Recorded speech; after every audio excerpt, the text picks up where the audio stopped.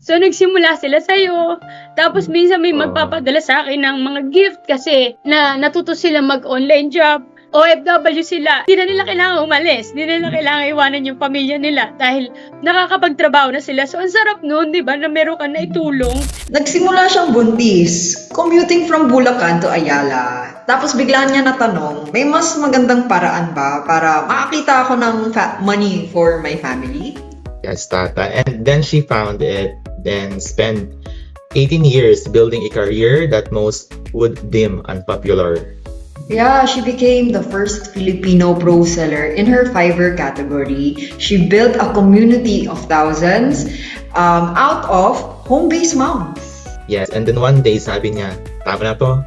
Like, tama na talaga. Like the community, the courses, the clients, lahat. Yes, and today she's gonna tell us why. This is Sheena Santos, and this might be the most honest episode we've ever made dito sa From Kayod to Keyboard. Hi everyone, I'm Tata. And I'm Roxy, and welcome back to From Card to Keyboard, the podcast for Filipino VAs building real remote careers. Guys, today's episode is different. Kasi our guest has been doing this for longer than most people even knew what online work was about. So what we're gonna share today is almost 18 years of experience in VA, simula pang Odesk era. She is a marketing automation specialist, a former community builder, a Fiverr pro, at isang nanay who figured out how to build a career that actually fits her life, not the other way around. Okay, so let's welcome Sheena Santos, the founder of Home-Based Mom Diary. Sheena, hi and welcome from Kayod to Keyboard. Hi, Tata, and hi, Roxy, and hi sa lahat ng mga nakikinig at manunood kung saan man social media platforms. Yeah. Yes, excited na excited kami sa stories mo, Sheena. And guys, by the end of this episode, you will walk away with certain lessons. One, being what it really looks like to transition from corporate to VA. Yan, gustong-gusto natin malaman yan. And what it means to design your work around your life and not your life around your work. But first, kung bago ka dito sa Kayod to Keyboard podcast, subscribe ka muna para lagi kang updated sa mga episodes namin. So, Sheena, para sa mga viewers natin dito na hindi ka pa kilala, can you introduce yourself and share a little fan fact? I'm Sheena Santos, and like what is mentioned, I was a VA, but before that, I'm a mom. Of course, I'm a mom with 3 boys. Actually 4, kasama asawa ko. So 4. And until now, freelancer pa rin naman ako. And nagkaroon din ako ng malaking community. Medyo inactive siya sa ngayon, pero kumbaga yung mga taong nandoon sa loob ay nanatiling mga kakilala at kaibigan ko. And minsan nakikita-kita pa rin kami. And mamaya may mga ma-share pa ako. Siguro may iyakan moment mamaya, pero hindi ko pero sa ngayon, ano lang muna tayo, chill lang. I'm a marketing automation specialist, and kagaya nyo, nagsimula din akong beginner, as in totally zero. Nagsimula ako sa pinakamababang rate, kung ano man yon, sabihin ko na lang mamaya. Pero ano ba? May ano ba mga ano ko? Yeah, meron tayong mga re-reveal mamaya kung kinakailangan para lang may idea kayo. So, marami rin ako mga na-experience na, kasi sa 18 years, iba-ibang mga clients talaga yung mga na-encounter ko. And even, asawa ko, 2 kasi kaming freelancer sa bahay. So, marami kaming na-experience, masaya, malungkot, challenging, nakakatuwa, nakakatawa. Minsan, X-rated pa kung ano. So, oh my yeah, God. kung gusto niyo explore yan. Kung okay lang yun, banggitin dito, go ahead, di ba? Oh my gosh! Roxy, tawagan natin si Aaron. Go. Okay, so Sheena, siguro to give our viewers a POV ng kung paano ka nagsimula, ano yung career mo before online work and how long ka dun sa career mo na yun? Yes, nagsimula akong call center agent. So like what is typically yung mga ibang nagsisimula din. Ganun din ako. Call center agent. Tapos mga 7 years, kung hindi ako nagkakamali sa calculation ko, nag-start ako sa Ayala. Mostly nang hinahandle ko noon, mga 5 accounts kasi yun eh.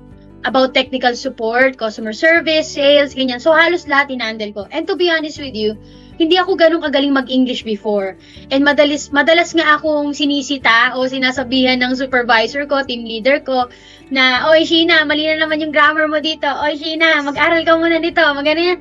So, ang dami nilang inaano sa akin. And madalas akong long call. Kung familiar kayo sa mga terminology sa call center, long call ako. Yung average handling time ko is mahaba. So kung 10 minutes lang yung call, madalas 20 to 30 minutes ako kasi gusto ko talaga na na-address yung concern ng mga clients. So, yun, doon ako madalas nadadali. Pero maganda ang QA ko or quality assurance, mga ganon. So, doon naman ako bumabawi. Doon ako madalas merong mga awards, ganyan. So, hindi ko nababalance masyado yung ganon. Pero masaya ako na naging call center agent ako kasi nagamit ko yung experience ko and yung training na binigay nila sa akin. But, baka mamaya kasi may mga viewers and listeners tayo dito na, kailangan ba maging call center agent ako? Hindi naman po. Pero magandang naging training ko siya. So, yung iba, dun yung route na pinagdadaanan nila. Tapos, so 7 years ako naging call center agent and Ayala. So, marami akong na-experience dun na maganda at hindi maganda, especially sa pagbiyahe. Yun. Lalim back and forth kasi Bulacan to Ayala ako araw-araw. Sa call center ka, ano yung account mo?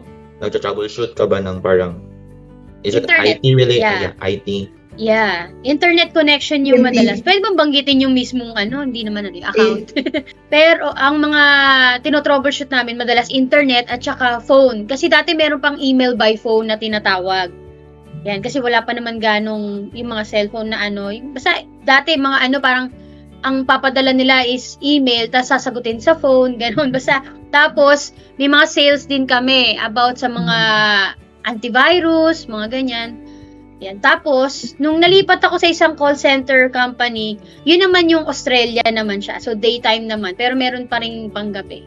Marami nga ako naririnig ng ganyang VA stories wherein nga nagsimula sila yung training grounds nila talaga call center. Kasi, parang the company will improve yung communication skills mo. Yes. And then second is matututo ka gumamit ng CRM if hindi kayo familiar doon.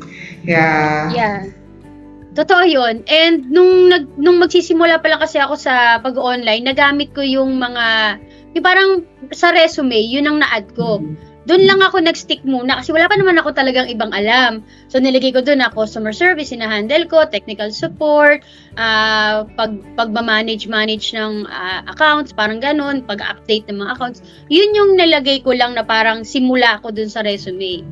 So tapos doon na lang ako nagbase pa. Naghanap ako ng mga trabaho about doon. Okay. So, Sheena, sobrang solid yung experience mo sa call center. So, punta naman tayo sa changes na nangyari or ano yung parang nag-push sa'yo to look for something else or something better? Nabanggit mo nga yung sa travel time. Ay, oo. Oo, yung travel time ko, almost 7 hours talaga yung back and forth ko araw-araw. Plus pa kung merong traffic, may bagyo, di ba?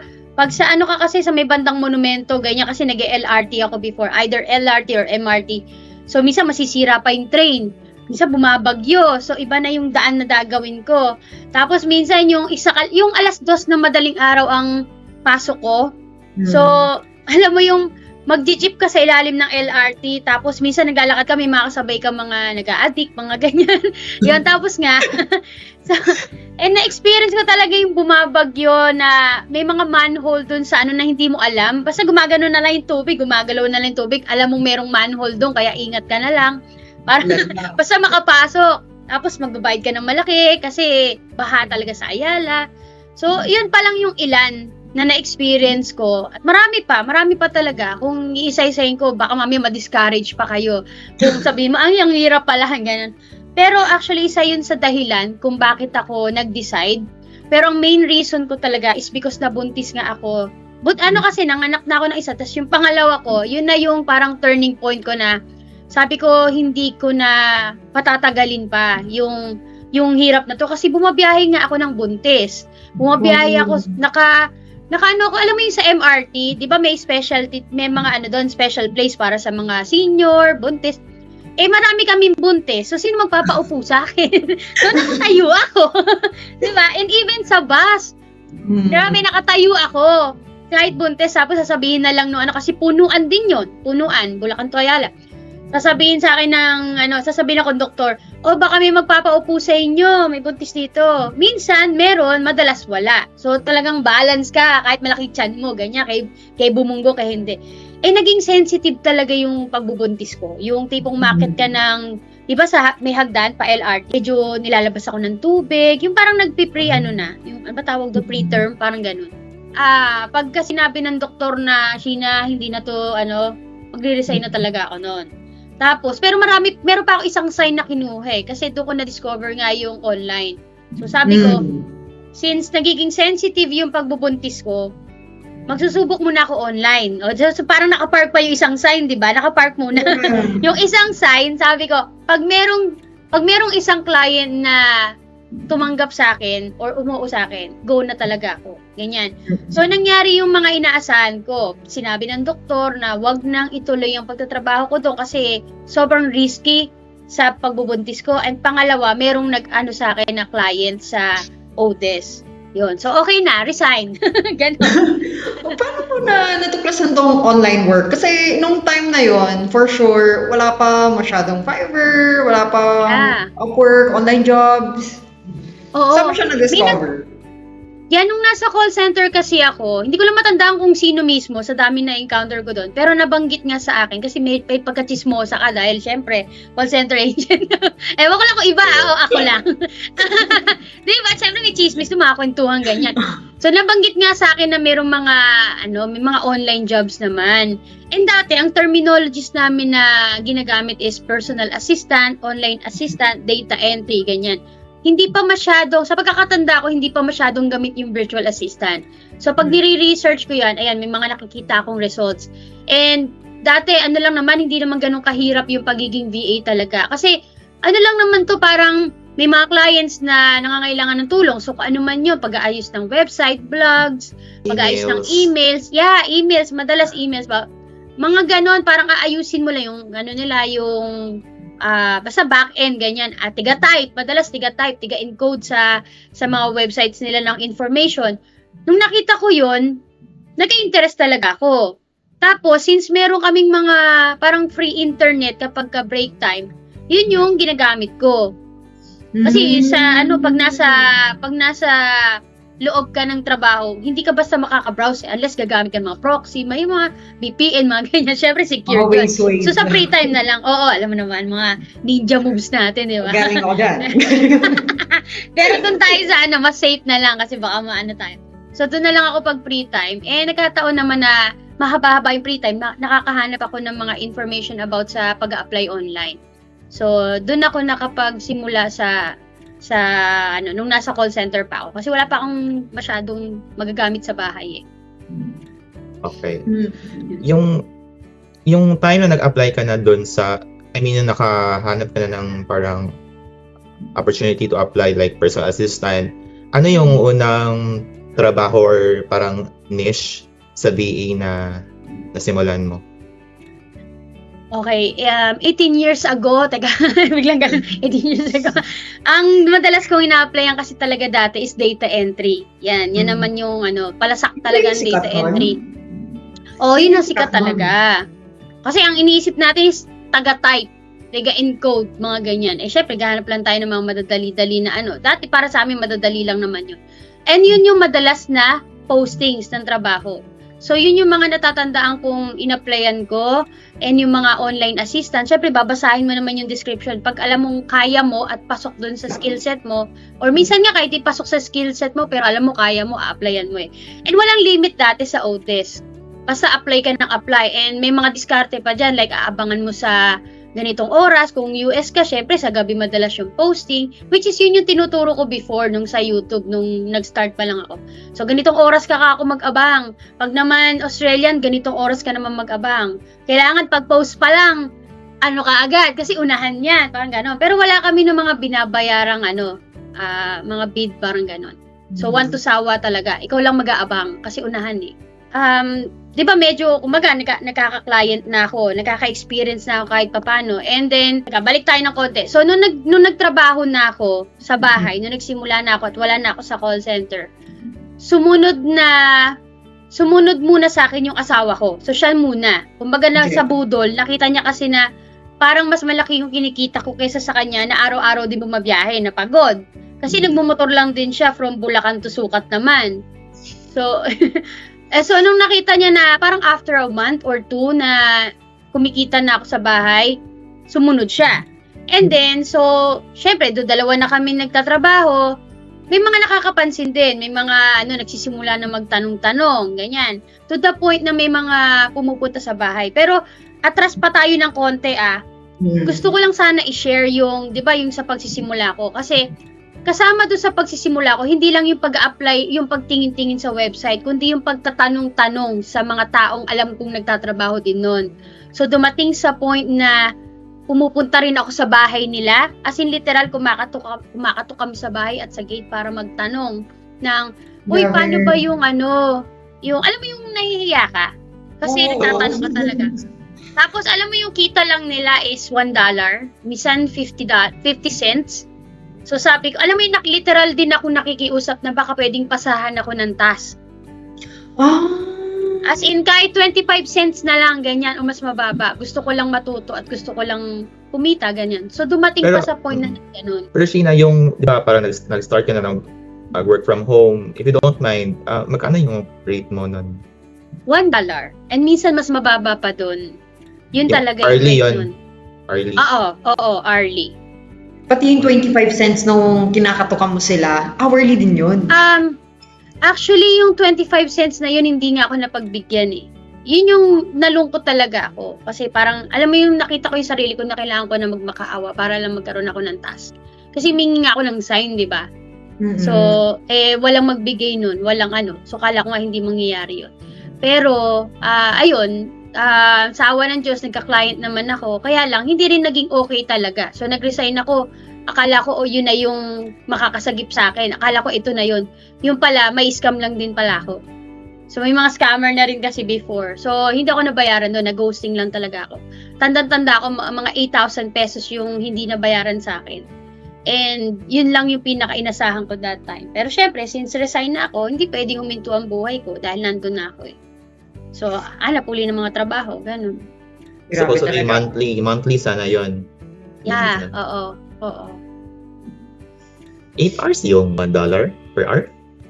$1 per hour. 8 hours. Kasi ang mga ina-applyan natin, di ba, is full-time or part-time. Ganun lang naman kasi ang offering dati. Full-time, part-time. Unlike ngayon, may hindi ko ba ito mga project-based dati. Pero yun kasi, since bago pa lang ako, ang hanap ko is full-time or part-time. So, kung 8 hours, ganun siya. Ganun lang yung kikitain mo. Tapos less pa. May less pa dahil kikita rin syempre yung platform. Ganun. So, pagka kasi nagsisimula ka, wala ka muna di ba? Lahat ng pwede kukunin mo. Kahit magkano pa yan. Lalo na nabuntis ka nun. So, aside from kailangan mo silang kausapin, syempre may iniintindi ka, kailangan mo intindihin yung sarili mo.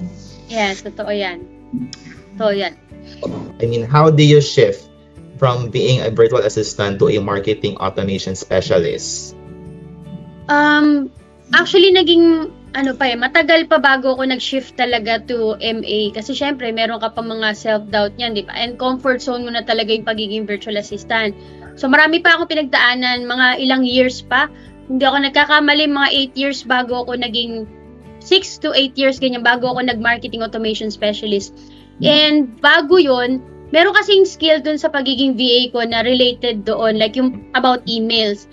And ang alam ko lang naman sa email is basic email ng Aweber dati, Mailchimp, yung simpleng magkikreate ka lang ng email, ganyan. Wala pa yung mga troubleshooting na talagang ginagawa namin ngayon, wala pang mga ganun.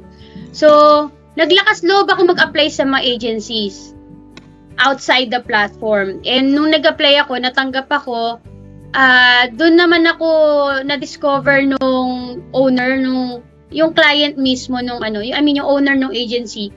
And ang ginawa niya is, since may alam na daw ako sa email, medyo tinuruan niya ako about dun sa sa mga active campaign, ganyan. And iba't ibang platform. So actually meron na ako mga alam na iba't ibang platform pero hindi nga automation. Pero tong client na to, nagtiwala siya sa akin. Ako lang yung may duda sa sarili ko na, teka lang, alam ko lang basic campaign, ba't mo ako babatuhan ng mga automation? Hindi ko alam yan. Parang ganon. Parang overwhelming. Yeah, pero siya, sabi niya, sige, tuturuan kita ng mga pwedeng maituro sa'yo, aralin mo to. Pero you will be the go-to person na mag-handle ng mga ganitong clients na medyo bigatin. So, syempre, takot ako, pero go lang, go client, sige lang. So, nung binatuhan ako, maraming, sabi ko nga maraming times na umiyak din ako sa client kasi napagalitan ako, na namura ako, napagsabihan ako, on the call, ganyan. Yung eksena na yun, hindi ko makakalimutan talaga yung napaiyak ako. Na until now, dala-dala ko. Kaya minsan pag natuturo ako sa mga estudyante ko, alam mo yun na ipapasa mo sa kanila yung, ingatan nyo to, kahit simpleng tuldok lang yan, pag nagkamali ka, mali yun. Parang gano'n. So yung mga ganun, pagka sobrang dami ng design, pag hindi naman yun ang kailangan ng client, wag mo ipipilit, ganito. So ang dami kong bilin na nadala ko. Alam mo, minsan nandun pa yung parang sakit na nasa loob ko, na ayoko mangyari din sa kanila, na ginamot ko through inner work nga. So, ginamot ko yun kasi pag inisip ko yun noon, may sakit pa rin eh. Alam mo, ang dami kong pinagdaanan, pero yun yung isang tumatak sa akin na binigay ng isang client na, actually mag-asawa sila eh, pero wala naman silang masamang tinapay. It's just that, meron akong kailangan matutunan that time na alam ko dadaling ko pa, na alam ko mapapakinabangan ko ngayon at maipapasa ko sa iba. Ano pa ba? May mga din doon, parang yung client ko na yun, yung VA agency owner na yun. So, nagtiwala siya sa akin, pinahandle niya sa akin yung malalaking accounts about active campaign. Ginawa niya akong doon. So, agency person. Sila.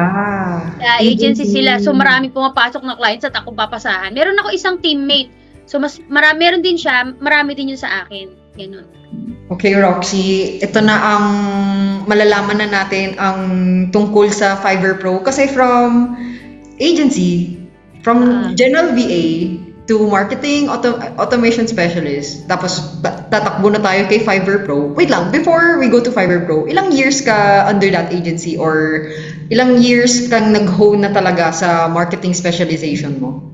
Sa pagkakatanda ko kasi tagal na. 7 to 8 years eh. Mga ganun din siya.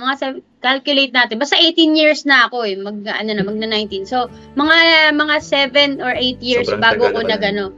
Mga ganun. Kaya, teka, nire-refresh ko yung memory ko. Yun. Tapos nga, nung, di ba, so, medyo nagiging confident na ako sa marketing automation or MA na tinatawag. Sabi ko, kailangan ko naman ng medyo mataas-taas na rate at gusto ko rin mapatunayan sa sarili ko ano pa yung kaya ko.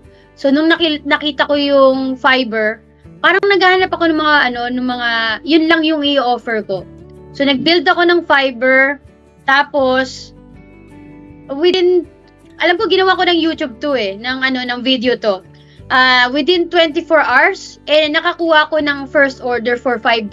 Kasi gano'n naman ang rating, ang mga rate dun $5 yung pinakamababa, kaya Fiverr.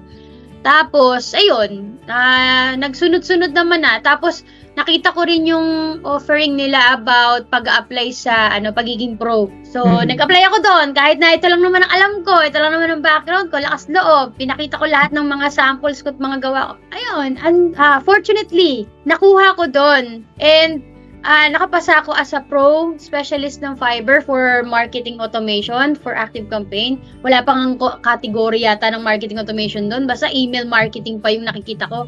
Nito lang nung nagkaroon ng category na yun. So parang isa ako sa nagsimula nun. Tapos nung nasa Zoom kami, mabilis na yung kwento ko pero nung nasa Zoom call kami with the other specialist ako lang kasi yung Pilipina na nakita ko doon na babae na nag-handle ng email marketing and automation. Ako lang.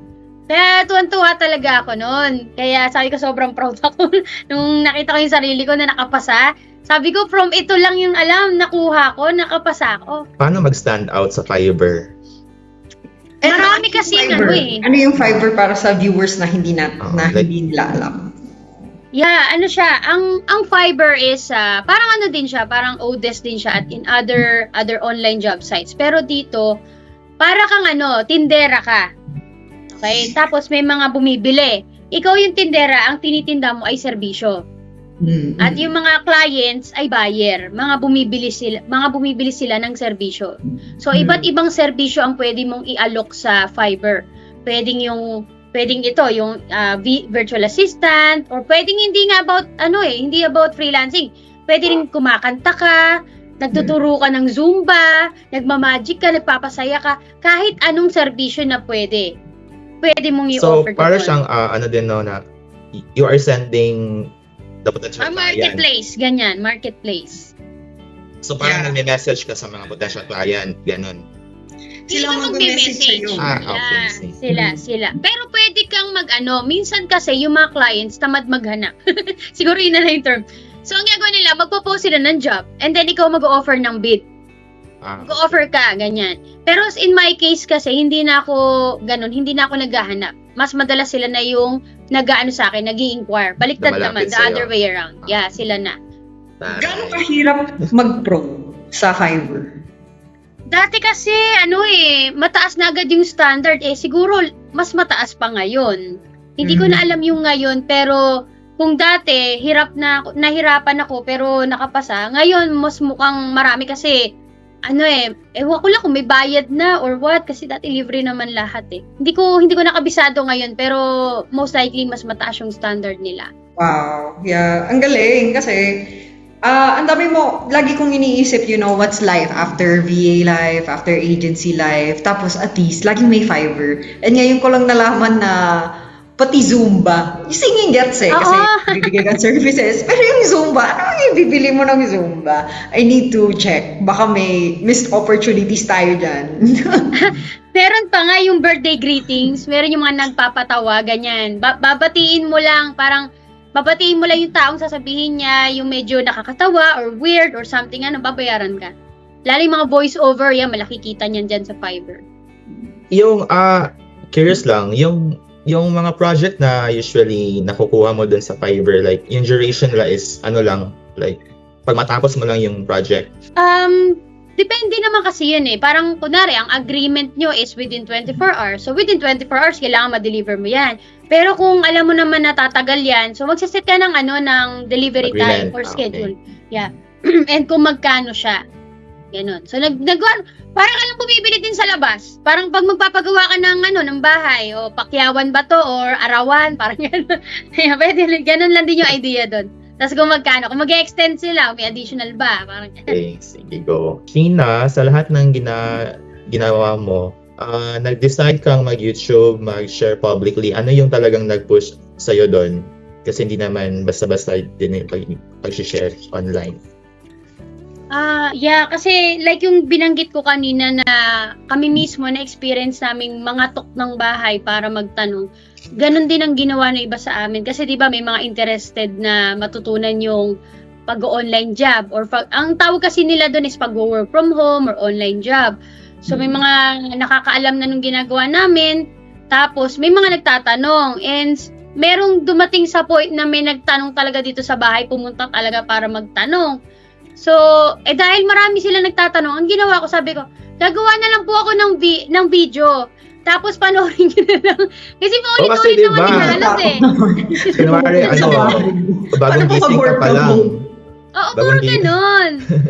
Ganun talaga, paano ba yung mag-online job? Ano ba ginagawa nyo? So, yung mga normal questions sila, sabi ko, bibidyo ko na lang po.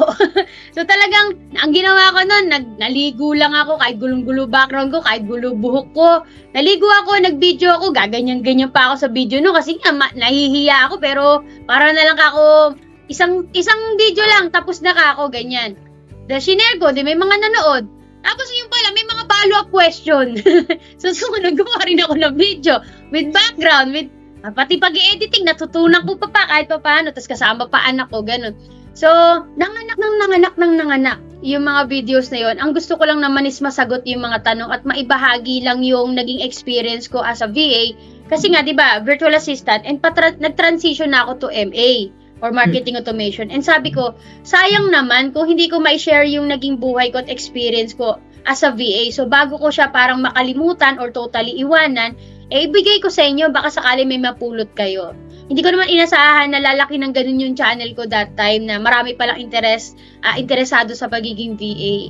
Yan, tapos to the point na nagkaroon na ako ng alam mo yung 500 subscribers sobrang umiiyak na ako dun sa video ko. Kasi malay ko ba magkakaroon ako ng 500, isa lang naman yung sasagutin ko, di ba? Tapos Ngayon, nagkaroon na ng 160 na. Tapos nga nagkaroon pa ng community na home-based mom diaries para ako. Kasi hindi ko alam kung masabi ko, hindi ko naman sure kung masasagot ko kayong lahat. So, gagawa na lang ako ng community para doon na kayo magtanungan. Yung pala magiging founder pa pala ako ng community at lumaki pa, nagkaroon ng event, mga ganyan. Hindi ko talaga inasahan na ganun. Pero may mga tulong naman kasi from other members. So, nakakatuwa lang din na nakapagbuo ako ng gano'n na healthy community before talaga. Masaya siya. Okay, so for our viewers, pwede nyo i-check out yung YouTube channel ni Madam Sheena, it's Sheena Santos. Tapos, actually, yung pinaka-popular video niya is yung binanggit niya kanina, how to become a Pinoy virtual assistant with no experience. Yeah. Yung mga kinakatok. Nakakaloka naman na may kakatok sa bahay ko. Tapos magtatanong sa akin na, ay, ate, paano mo nasimula yung work from home? No, literal. So, let's talk about the community na ginawa mo, which is Home-Based Mom Diaries. Mm-mm. Okay. Paano nagsimula yon? Kasi, ang weird lang na, gusto mo i-share, okay, nag-post ka ng video sa YouTube, tapos, paano mo nakilala sila isa-isa? And paano naging matibay yung community nyo? Because napalaganap mo siya to thousands and thousands of thousands and thousands of viewers, members, people who keep asking. Syempre, may mga coordinators pa yan kasi gumagawa pa kayo ng events. And then, on top of it all, ikaw yung founder. Yeah, pero hindi ko titake yung lahat ng credits yan. Sabi ko, nabuo ko siya, pero hindi ko siya kaya ng ako lang. And marami ako mga naging kaibigan at kasama dyan, like sila Jay Shitan, sila Joy, yung mga na-interview ko din sa YouTube. So, tinulungan nila ako na buuin ng maayos yung community. And yung mga nandun sa loob, kadalasan yun din yung mga viewers ko and mga subscribers ko sa channel.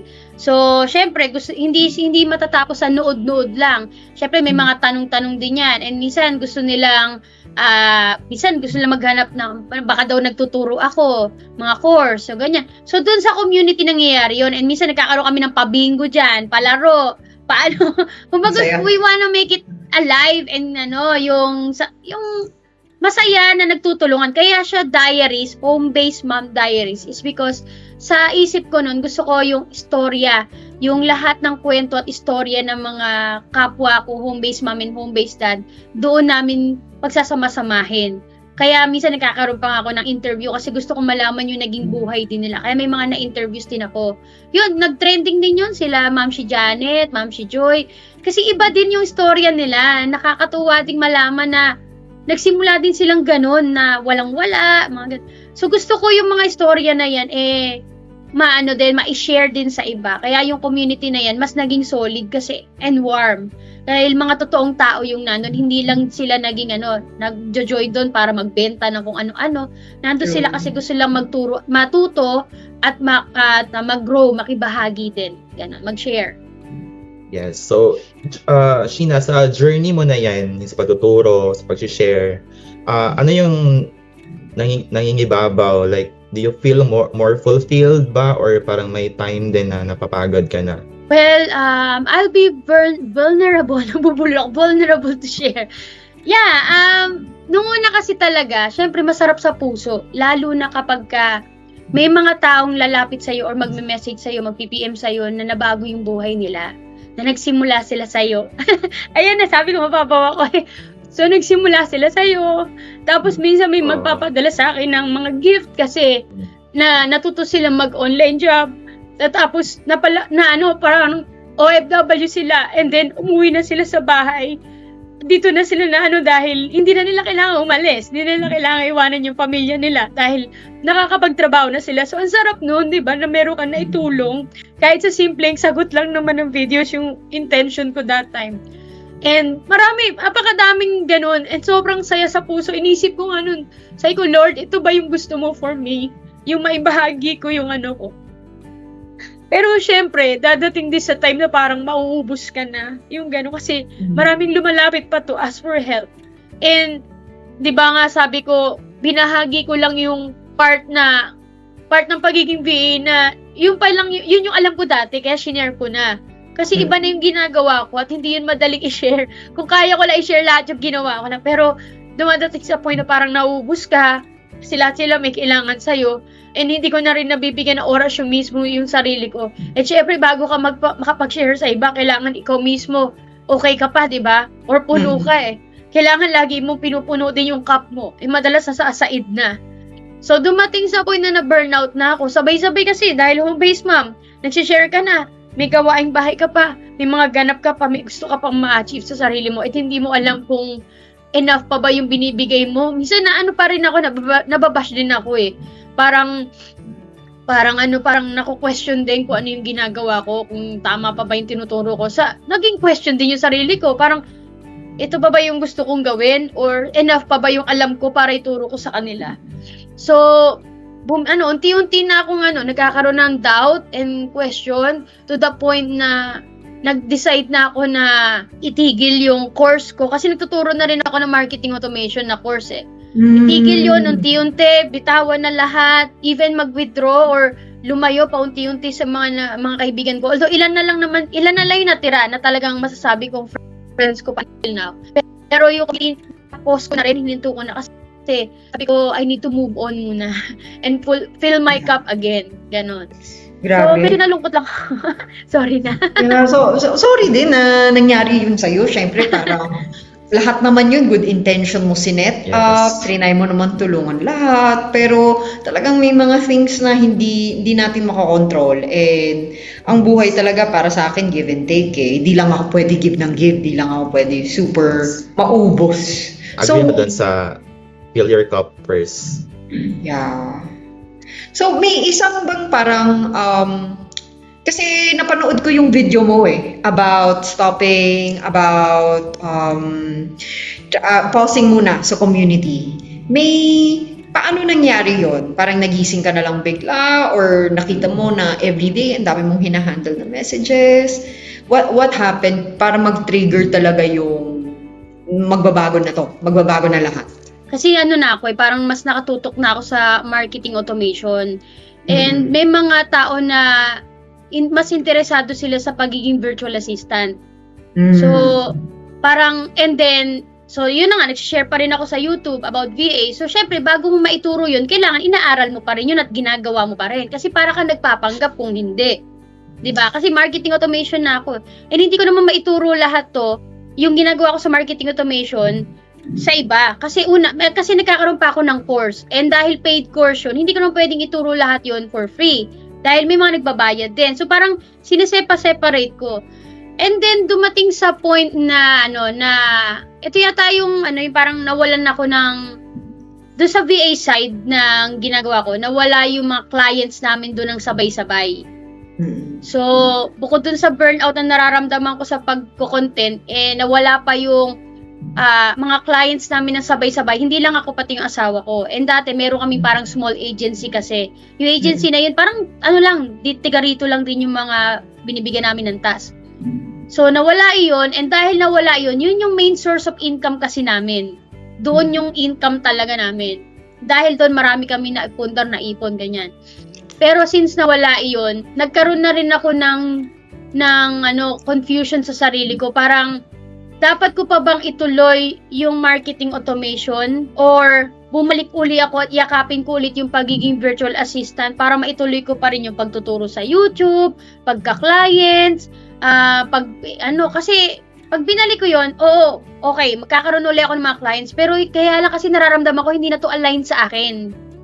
Hindi na siya yung pinaka-ginagawa ko na talaga. Kasi nandito na ako sa kabila. Nakapag-transition na nga ako Kumbaga nag-unlearn na ako Kaya dumating din sa point na ako, since nag-unlearn na ako, ano ba yung ituturo ko sa YouTube? Kaya lang, nagkakaroon ka na kasi kaya lang, nandito yung mas malaking income. So nagkakaroon na ako ng burnout, self-doubt. Ang dami na, bumibigat na talaga. And then, nung nasa marketing automation naman ako, sabi ko, nung yung shinare ko doon sa video, parang, worth it pa ba na mag-specialize ako? Or bumalik na lang ako sa pagiging generalist ulit kung nasan yung pera. Pero dito kasi ako mas masaya. Pero hindi ako masyadong kumukuha ng clients eh. Basta merong mga ganung nangyaring sa akin, confusion at ano. So, and yung asawa ko, hindi pa siya marketing automation before. Hindi ko pa matatransfer yung ibang task ko sa kanya. So, dumadagdag sa akin yung bigat na paano ko tutulungan yung asawa ko. Hindi pa niya 40 ang kumuha ng clients dati. Hindi pa siya nakakapag-interview. Ako yung nagpapasa ng task sa kanya. So, paano ako magpapasa ng task sa kanya kung hindi niya alam paano gagawin yung trabaho ko na more on troubleshooting. Hindi siya kasing simple ng typing and data entry na kagaya ng ginagawa namin. So, ayun, parang, teka lang ako, ano na ba ako? Nasa na ba ako? Sino ba ako? Paano pa? Yun, nagkaroon na ako ng mga ganong tanong. Nawala na ako. Hindi ko na alam paano ba. Babalik ba ako sa dati o tutuloy ako sa goal ko? Pero yung 'di ba, hinay-hinay na wala yung work, yung client. Kamusta yung mga tao na na-outsource mo? Kinausap naman namin sila personally and syempre nag-iyakan din sila kasi sa amin sila kumukuha din ng income, 'di ba? Syempre mabigat 'yun sa akin. Mga tao sila na bumubuhay din ng pamilya tapos biglang hindi ko sila mapasahan. Kaya mas lalong bumigat talaga yung sitwasyon at yung loob ko, 'di ba? Parang tinetest talaga ako kung Sheena, saan ka ba talaga? Ano ba yung pupuntahan mo? Ano ba yung goal mo? Paano mo i-handle yung ganitong sitwasyon na may nakasalalay na ibang tao. And even yung mga subscribers ko sa YouTube, hindi ko alam paano sila tutulungan at tuturuan. Kung ako mismo, hindi ko na alam kung anong tuturo ko. So lahat yun talaga mabigat sa akin that time. Kaya nga, muna ako na gano'n yung parang nag-withdraw muna ako sa lumalayo muna ako unti-unti. Kaya mapasin yun, hindi na ako gano'n nagpo-post nun. And yung mga pinopost ko, madalas pa parang about burnout, ng pagiging burnout ko and overwhelm ko. And sabi ko, hindi rin to healthy na puro ito yung sinishare ko sa kanila. Baka mahawa sila. Ano yun?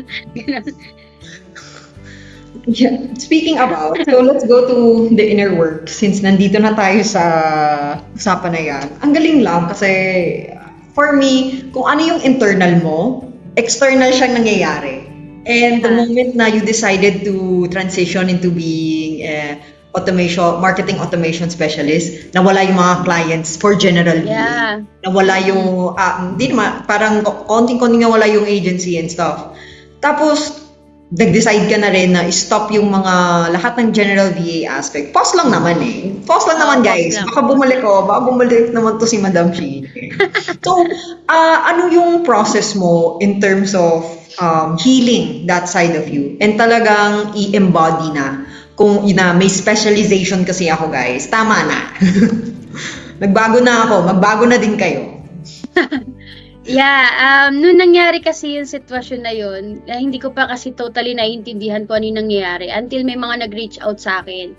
So sinubukan pa nila akong talagang tulungan kung paano ako makakapag-charge ng malaki as a marketing automation specialist sa Fiverr. Kasi di ba una problema ko income dahil nawala income. So kailangan ko mapalitan muna yon. So hindi pa ako talaga totally nakakapag-inner work. And nagamit ko talaga yung skill ko and yung marketing dila ko para makakuha ko ng malalaking offer sa Fiverr. So nakakuha ko $800, $1,000 sa isang project. Wow. Doon naman ako nakabawi. Doon naman ako natulungan. So, and tulong kami talaga ng asawa ko. Yung ibang mga simple email na mapapagawa ko sa kanya, pinapagawa ko. Pero, syempre, hindi enough yun. Kasi, pag ikaw ang specialist, hindi mo basta-basta maipapasa nga lahat, di ba? Dahil ikaw yung utak eh. I'm glad meron ako nakilalang community. Yan, with Coach Sarah Suyom. Yun talaga. And nung nakilala ko siya, nalaman ko yung kung ano ba yung... Basta meron ako inattendang event. And yung event na yan, doon ko na ilabas yung nasa loob ko, nang walang judgment, na walang talagang sigaw lang ako ng sigaw, iyak ako ng iyak, suka ako ng suka, napalabas talaga nila yun. After that, ayun na, nagsunod-sunod na may mga nagbago unti-unti sa buhay ko. Pero hindi ko sinasabing magic yun, ha? Baka isipin nyo, hanapin nyo dahil sa magic na yun. Pero may mga realizations kasi akong natuklasan. And sabi ko, itutuloy ko tong ginagawa ko na to. Pero isa sa intention ko talaga is yung asawa ko. Kasi hindi ako pwedeng ito lang at yung asawa ko malulunod, may iwan mag-isa. So, intention ko talaga na sabi ko, siguro ang intention ko is maging okay yung asawa ko kasi pag okay siya, magiging okay ako. So, ganun na intention ko ha. So, dahil sa intention ko na yun, yung mga inner work ko, yung mga rituals and kung ano-anong ginagawa ko, kasama siya. Blessing in disguise na talagang umokay siya. Naka-encounter siya. Sasama ko yung sa kwento yung asawa ko kasi connected to guys. Baka lang ma-confuse kayo. Pero yun nung sa asawa ko kasi, parang may mga natuklasan siya na may skill pala siya sa graphics, sa badminton, yung mga yung mga pagpiprint ng t-shirt. Dinocument ko rin yun sa YouTube. Nung dumadating na sa point na okay siya, akala ko, di ba sabi ko magiging okay ako? Yung pala hindi din. Kasi ang ginamot ko siya. Akala ko magiging okay, and hindi pa pala ako okay. And then sabi ko, hindi to dito matatapos. Hanggang sa dumating sa point na naglalakad ako mag-isa, lumabas ako sa comfort zone. Literal, lumabas ako ng kalsada na naglalakad. Alam mo yung dumadaan ka naman sa kalsada na yun lagi, pero may sasakyan. Pero this time naglakad ako. Yung hiya na nararamdaman ko nung naglalakad ako, sabi ko, normal ba to? Tiga rito lang ako, ba't hindi ko maglakad ng alam mo yun, nakapamalengke kong damit para hindi nila isipin na naglalakad ako. Yung mga gano'n na nagdi-disguise ka pa, pero naglalakad ka lang naman. So, may mga realizations akong nakita na, akala ko, yung, di ba sa social media, kilala ko? Pero bakit dito, hiyang-hiya ako? Bakit hindi pala ako totally, parang hindi ko pa pala totally kilala yung sarili ko?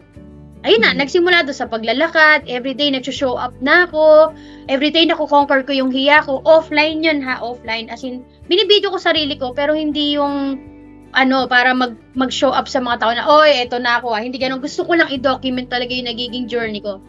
And doon ko na meron pa palang good side, or meron palang good side yung nangyayaring pangit sa amin na nawalan kami ng client, meron pala ako madidiscover pa about myself. And mas nag-focus na ako sa health kasi nagkasakit pa pala ako, naging pre-diabetic pa ako, ganyan. Marami pang ganap na nangyari sa akin. And ngayon, marketing automation specialist pa rin ako, pero hindi na siya yung full-time. Pero dito pa rin kami kumukuha ng source of income. Kaya lang yun na nga, marami akong kailangang i-unlearn, i-withdraw, layuan, pero meron ako mga natagpo ang bago. And yun na nga, nasa pickleball na rin ako. Isa na rin akong addict doon. Active. Isa addict. Nabanggit mo kayo si husband, di ba? So, kasi hindi siya nag-specialize sa marketing automation. Paano siya nakapasok sa sitwasyon? Actually, di ba VA siya? Mm-hmm. And then, syempre, ginaid ko siya, pero honestly, mas ginaid niya yung sarili niya. Kasi siya yung tipo ng tao na basta tinutukan niya, matututunan niya. So, inaral niya pa rin yung MA nang hindi nagte-take ng course ko. Pero mahigpit ako kasi, yung hindi ko siya tatrato na asawa ko. Alam mo, parang estudyante ko na. Wala magkalimutan mga gano'n. Pero nagsariling sikap siya talaga. Pero, ang ginagawa niya para magkaroon ng client, ang setup namin is, account ko pa rin sa Fiverr. So, account ko, natutunan niyang sumagot sa mga inquiries kasi hindi lahat kaya kong sagutin. So, sumagot siya. Pero pag kailangan ng calls, ako yung haharap. Pero pagka, alam mo, dumating na sa point na kaya na niya mag-close ng order, kaya na niyang mag-handle ng tasks, and kasi nga, di ba, sabi ko, kasama siya sa intention ko. So, I think nakatulong talaga yon. And na ma-build yung confidence niya. Kaya niya na mag-close kahit $1,000 na order, ganyan. So, na-develop naman yung skill niya sa marketing automation ng konting, nagbe-brainstorming kasi kami. Pag kunwari, may mga tasks. So, tatanungin ko siya, parang coach, ganyan. Sasagutin niya. I love yung relationship niyo ng asawa mo. Talagang together tayo dito. Ganyan. And until now, account ko pa rin yung gamit. Pero may mga times na, kunwari, may mga interview, sasabihin ko sa client na, actually, I have a team of two, me and my husband. So, parang dalawa kaming gagawa ng task, pero isa lang ang babayaran mo. So, sa idea na yun is parang nakatipid siya. Kasi dalawa yung hinare niya, pero isang project lang naman. Pero in reality, si husband lang na lang halos yung gumagawa kasi kaya na rin niya. Tapos check ko na lang dati. Ngayon, hindi ko na kailangan i-check. Siya na talaga. Parang mas magaling pa siya sa akin ngayon. Wow! Oo, because of experience talaga. Totoo, mas magaling na siya sa akin. Mahilig lang ako makipag-brainstorm and consultation na lang. Pero sa actual task, siya na talaga. That's great. Sana all, girl, na may ganung partner, may ganung support. Kasi, di ba, parang in relationships, nag-relationships na, dapat maganda yung dynamics. Tapos, ever since na nag-transition ka, sumunod yung asawa mo, and then, you did the inner work, discovering yourself, nandun din yung asawa mo. And, going back to you, so, yun yung siguro yung mga fruit of knowing yourself, knowing your worth. Yes. And then, 18 years na. So, beyond the skills, the niches, the platforms, sa tingin mo, like, ano yung pinaka-important lesson na natutunan mo along the way? For me, ang pinaka nalaman ko talaga at na-discover ko, actually natutunan ko to doon sa coach ko, is that everything happens for a reason and everything is perfect. So, kahit pangit yan, it's part of the process. And it's, merong beauty na mangyayari. Kaya pangit tong na-experience mo yung hirap na hirap ka sa mga clients, wala kang makuhang client, nire-reject ka, ang daming mga negative na nangyari sa'yo, yun ay dahil hinahanda ka sa magandang bagay or sa mas magandang bagay. Kaya yung mga nangyari sa aming mag-asawa, even yung mga minsan pagtatalo namin, pag nag-uusap na kami, ay, kaya pala tayo nagtatalo is because meron tayong gustong i-point out, and through proper communication, kaya palang maayos at meron tayong maganda palang mapupuntahan. Ganon din with the clients. So, hindi mo kailangan makipagtalo. Pero, yung mga rejections at hindi ka natatanggap ng mga clients, that is because meron ka pang kailangan matutunan.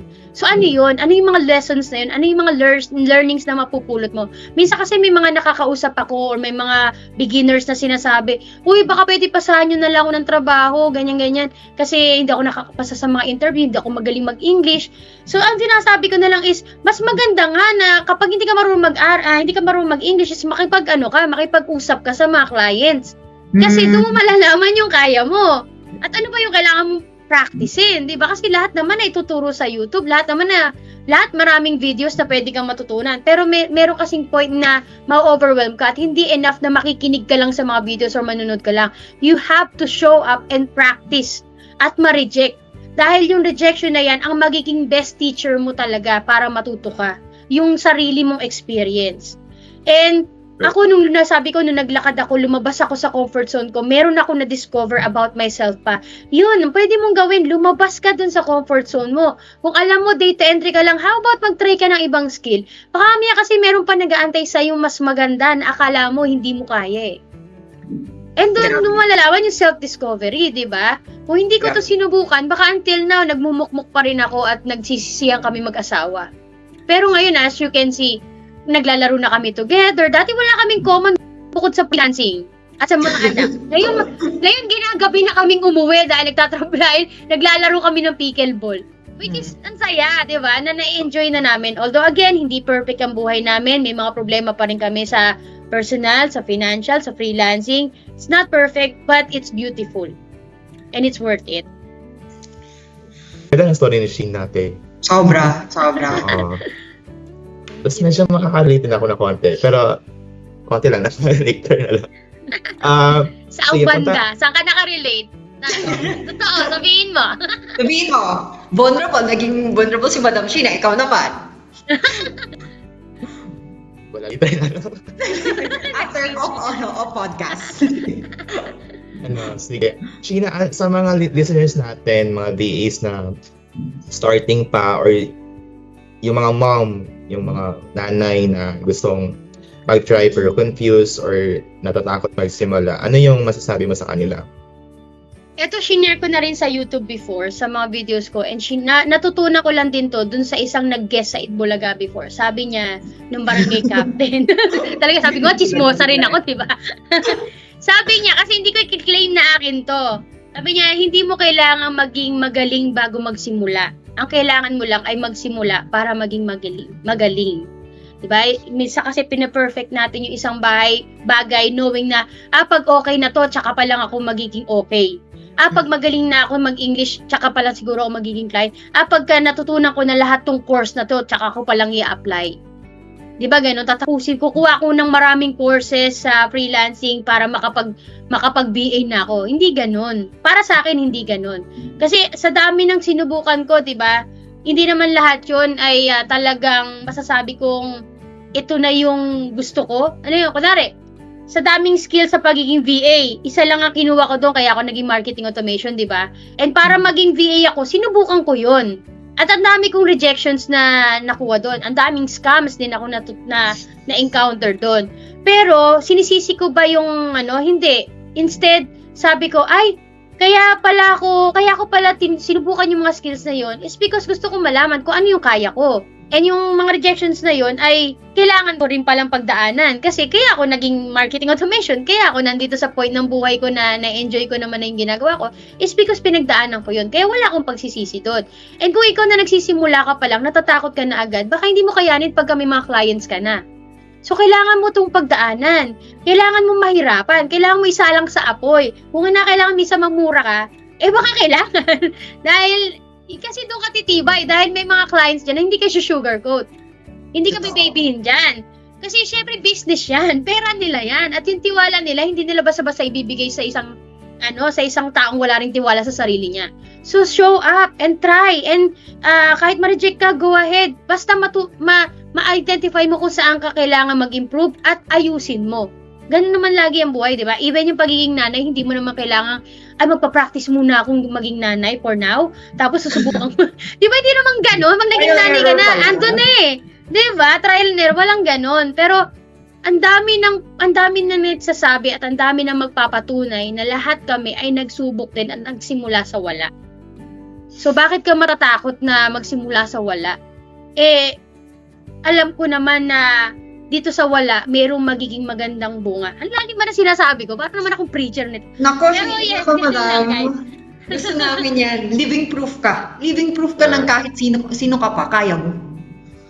Yeah. So, ganun lang. Simula lang. Kasi, meron kasi mga iba na nagsimula sa course and that's okay. Di ba marami naman ang courses talaga. Pero sasabihin lang, ay, nasayang lang yung binayad ko sa course kasi wala naman ako natutunan. Girl, hindi ganon, ha?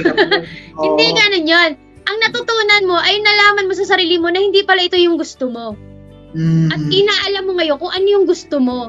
So, hinahanap mo. Yun nga lang talaga, kinailangan mong gumastos. Pero may learnings na hindi nababayaran ng pera. So, merong mga nagtitake ng 25,000 course. Ako, course ko, 25,000 talaga dati. Merong 100, merong 200. Kailangan mong umutang because you want to invest in yourself. And ganun ka-confident na yun, then do so. Kasi marami akong ganun ginawa ko. Nagbayad talaga ako, umutang ako. Hindi kita na-encourage talaga ng umutang, pero kung alam mo naman sa sarili mo na ito ang gusto ko at ibabalik ko yan, yun ang mindset na ginamit ko nung nag-invest talaga ako. At, wow. Pero nung isa kasi wala namang kasing courses na mga ganun. Walang course dati. So wala akong ibang bala kundi yung nalalaman ko lang. Pero ngayon na marami na. Pero syempre, ingat ka sa mga scams talaga. Parang ewan ko na lang kung marami naman reviews about dyan syempre mag-ingat ka pa rin, maging vigilante ka pa rin. Pero kung meron man magpapatunay at sa tingin mo ito talaga yung makakatulong sa buhay mo, then do so. If in case hindi, then take the learnings. Yun ang hindi nababayaran ng pera. Thank you so much, Sheena, for sharing your story. Pero guys, balikan lang natin yung una niyang sinabi. Hindi mo kailangan maging magaling pag magsisimula. Kailangan mo lang magsimula. Okay, so bago tayo and show up. So, bago tayo mag-close, thank you una, Sheena, for sharing your story. I feel like hindi lang siya applicable sa pagiging VA. Applicable din siya sa maraming aspect ng buhay ng mga tao, in terms of family, in terms of friends, learning who you are. And we want to learn more about you. So we have a section here called Rapid Fire. Ready ka na ba, Sheena? Sige lang, go ahead. Go. Okay. So, si Roxy ang mag-explain ng rules. Yeah, so yung rapid fire round natin is first thing so we will throw you series of questions and the first thing that comes to your mind will be your answer. Para siyang yung Kantito Boy na fast talk. Sige. Okay, so I'll start. Pinakasikat na task mo sa Fiverr ngayon? Active campaign. Kung sa akin Active Campaign and MailChimp. Sa asawa ko iba pa yun, pero under account ko rin. Alright, next is one word to describe yung 18 years ng freelancing. Perfect. Everything is perfect. Love. Drink of choice mo habang nagtatrabaho? Dark chocolate, yung may cocoa, ganun. Cocoa. Next, pinaka-weird na request ng client ever. Yung paligayahin ko siya for $10 per hour. Right, yung ano lang, yung sexy talk. Oo. Oo. No, Ano yun? walang yan naman tong May mas mano pa doon, pero yun yung pinaka-weird. Gustong pasukan yan, te. Charot. Ang usapan, marketing automation Kasi, yung client yung nag-reach out sa'yo nun? Sa ano pa yun sa Odes yun. May mga Okay. ganun. Pero yes, merong mga nag-i-invite, ganun din. For $10 per hour. Laki nun Okay, ang isang tool na hindi mo mapapalitan kahit kailan. Paanong tool ba? Pero kasi kumbaga nakilala ko yung sarili ko sa Active Campaign talaga eh. So, ano yung parang pinaka-software doon? GHL. Okay. Okay. Pero yun, parang siyang GHL. Pero mostly nakapokus siya sa automation. And siya, mas malalim na, kumbaga sa automation, mas troubleshooting siya, mas tuntutok. Hindi lang siya yung lahat. Tutok siya. Okay. So, Active Campaign is the tool. Tata talaga, wala ka lang sa marketing automation. Papakilala sa akin, ganun. Okay. Alright, next. Kung papipiliin ka, isa lang, pickleball or weightlifting? Ay, ang hirap naman. Pickleball. Kasi pwede akong mag-squat, pwede ako mag-walk, lahat na. Pino-cover ko na doon sa pickleball. So, lahat ng pwede kong ipasok na exercise habang nagpi-pickleball, ginagawa ko na. Weekly kayo ng husband mo? Pickleball? Hindi lang weekly. Daily? Mamaya may schedule kami, bukas may schedule kami, Saturday and Sunday meron schedule kami. Almost everyday kayo nagpipickleball. Almost everyday. Oo. Kaya nga sabi ng mga anak ko, nasa pickleball na naman kayo. Sila 2 beses lang mag-training, kami mas marami. Okay, favorite quote na pwede mong sabihin sa mga VA na takot mag-start ngayon, pero 3 salita lang. Ano nga ba? Just start now. Just start now. Yes. Next, last one. Kung may isang bagay na gusto mong marinig ng sarili mong 24 years old self, ano yon? Ang galing mo. Kinaya mo. Yan. Okay. Ay, meron pa, dagdag ko na lang din. Ano ka na lang. Have faith. Have faith. Yes. Tiwala lang talaga. Yes. So, Sheena, thank you so much. And sobrang ganda ng episode na to, for sure. And grabe yung impact na na-share mo. Hindi lang yung 18 years na ibinigay mo sa trabaho, kundi yung bahagi ng sarili mo na ibinigay mo sa taong nakikinig. Yung kwento tungkol sa pag-stop, ito yung kailangan marinig ng maraming tao. Hindi lahat ng taong huminto ay sumuko. Minsan, ang huminto ay paraan ng pagsisimula ulit. Yes. Taray! Yes, sir! And yeah, thank you so much sa pagiging honest mo, vulnerable. Ramdam na ramdam natin kay Madam Sheena kung gaano lang siya ka-authentic. Actually, when watching your videos din walang alam mo yun, walang fluttering words, walang nakakalito, Yes. hindi confusing. Free-flowing lang siya. Yeah, so talagang mararamdaman mo na, okay, if I'm watching a person na nag-start sa ganun, syempre kakayanin ko. So it will always make me feel less alone. Tapos community-based pa yung journey mo, tulungan-based, knocking on doors based, di ba? So Sheena, is there anything that you would like to also share with our viewers? Ano pa ba? Mga Siguro last na lang. Lagi ko na lang din kasi pag may mga kilala ako na, di ba, kunwari dito sa mga kamag-anak na nag-online job, tinatanong ko talaga, chinecheck ko talaga yung kanilang fitness life. Hindi ako coach ng fitness pero mas marami akong nakikilala na hindi na halos mabigyan ng oras talaga yung sarili and naubos na talaga yung oras nila sa pagtatrabaho online sa bahay. Pagka kasi, kung iisipin mo, di ba, ano ba yung main reason mo bakit ka ba nag-online job? Eh, di ba, sabi mo, gusto mo maalagaan ng pamilya mo, gusto mo magkaroon ng time sa kanila, gusto mo makapaglaro sa kanila, pero paano mangyayari yung kung puro ka din trabaho? To the point na nagkakasakit ka na. And isa yun sa naging, ko din parang self-realizations ko. Kaya nga ako lumabas kumbaga hinahati ko yung oras ko at pinapasok ko yung fitness, yung pag-enjoy, yung fun. Kasi yun yung buhay natin. Yun dapat yung maging, natin. I mean, hindi dapat. Pero ito yung gusto kong maging buhay ko. Na, hindi sa mabalanse, pero ma-integrate ko lahat. Para ma-enjoy ko at ma-sustain ko. Kasi kung puro trabaho lang, kaya lang dumating sa point kasi na nagkasakit kami. And, hindi ka makalakad, hindi ka makatayo, tumataas ang BP mo, sugar mo, and gano'n na nakakilala ko, nandung nako-confine pa sila. So, hindi sa tinatakot ko kayo. Pero it's a warning na kung gusto mo talaga na maging home-based mom, then try to integrate fitness and healthy lifestyle sa buhay mo. Kasi hindi siya talaga magiging balanse kung puro ito lang. Kung pera-pera lang din talaga ang usapan. Oo, malaki pera sa ganito. Pero baka lahat yan mapunta lang sa pang-ospital mo, pang-doktor mo, kung hindi mo aalagaan din ang sarili mo. And sabi nga, madagdag ko na lang din, sabi nga, sa eroplano, pag sasakay ka, sinasabi doon is, put your mask on first. And then, tsaka mo palang sila tulungan. So, para matulungan mo yung pamilya mo, maalagaan mo sila, then you have to help yourself first. Then, tsaka mo sila tulong. So, ganun ang ginagawa namin ngayong mag-asawa. Although, hindi perfect, again, but it's beautiful. Yes. And sa lahat ng nanonood at nakikinig ngayon, kung ano mang stage mo sa VA journey, tandaan ito. Kasi yung starting point ni Sheena is buntis siya, 7-year call center career yung iniwan niya, tapos walang mentor, walang playbook, ang meron lang is yung nakausap niya about online work. Isipin mo yun, tapos kumilos pa rin siya because under the conditions na meron siya noon.